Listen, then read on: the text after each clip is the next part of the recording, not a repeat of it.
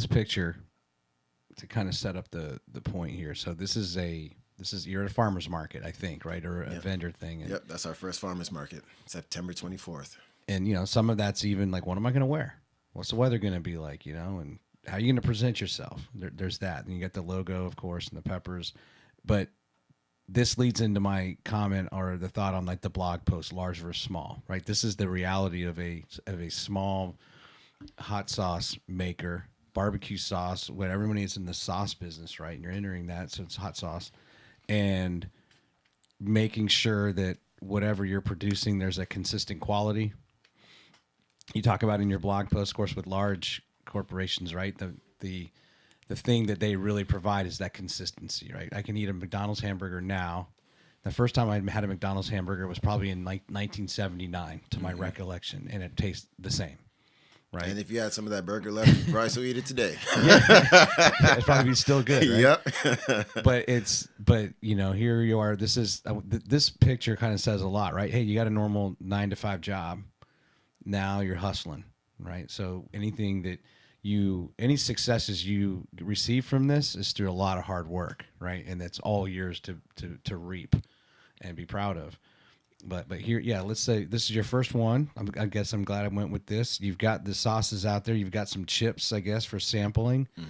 In kind of using the context and the backdrop of that small versus large, or just a small up and coming sauce maker. Let's talk about the grind, if you will, and the need for community, I guess, in order to get the awareness out there. Mm-hmm. So that's definitely something that I had to learn. So when I started the business in 2020, first thing I did was I made a website, and I just sort of sat on it. I was like, I've got a website. Come to me. Come on, and that is not how it works. And were you selling like a single bottle of the sauce there? Yes. Okay. Yes, I was. So that's definitely something that I really did learn, and that's another reason why I started working with Brian, was just sort of the importance of connecting with your local community when it comes to sort of building a brand. Mm-hmm.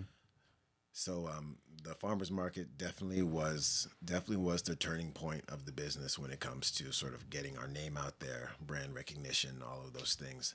And even more importantly, just it's really is just a bastion of a lot of good insights when it comes to, you can get the feedback that you get is immediate, and it is in huge quantities that you really could not get through the internet without paying huge sums of money, So when that sort of led us down this whole road to where now we have 3 different heat levels, because we originally just had one hot sauce. Mm-hmm. And people enjoyed it, but I kept getting this feedback. We love the flavor, but it's too spicy. We love the flavor, but it's too spicy. So that led us to making a milder version. They said it was still too spicy, so we made a milder version, and that's how we have the mild, the medium, and the hot now. So is it also the hot, hotter, and too hot? Yep. Okay. That's it. Mm-hmm. In other words, Yep. Got it. So yeah. So your hot's really your mild, your hotter's your medium, and your too hot's your hot. Yes. In a way. Okay. Exactly. Yeah, exactly that. Got it. So just getting that immediate feedback from the community was just invaluable. It allowed us to split test. It allowed us to just immediately see what was working and what was not working.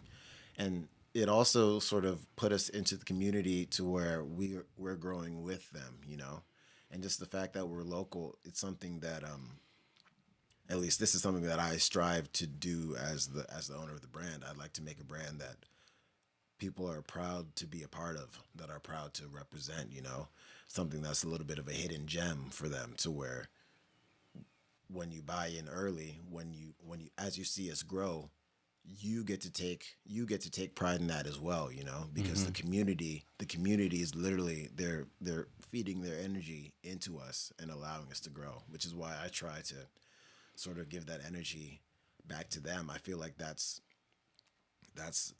a point of pride of mine, and I not past the point of pride. I think it's something that you just have to do as a founder of a company, to where when people put their trust and their dollars into you, you really need to give that energy back to them.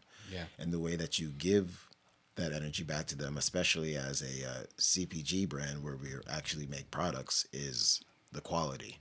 The quality of the products, the quality of the system, the quality of their experience when you come to the booth, when you talk to me, when you talk to anyone that's associated to the brand. Just reflecting all of that goodwill back to them and letting them know that this is something that we're taking seriously, and not only that, like this is something that we're going to the moon with, and we're going to take you with us. Yeah.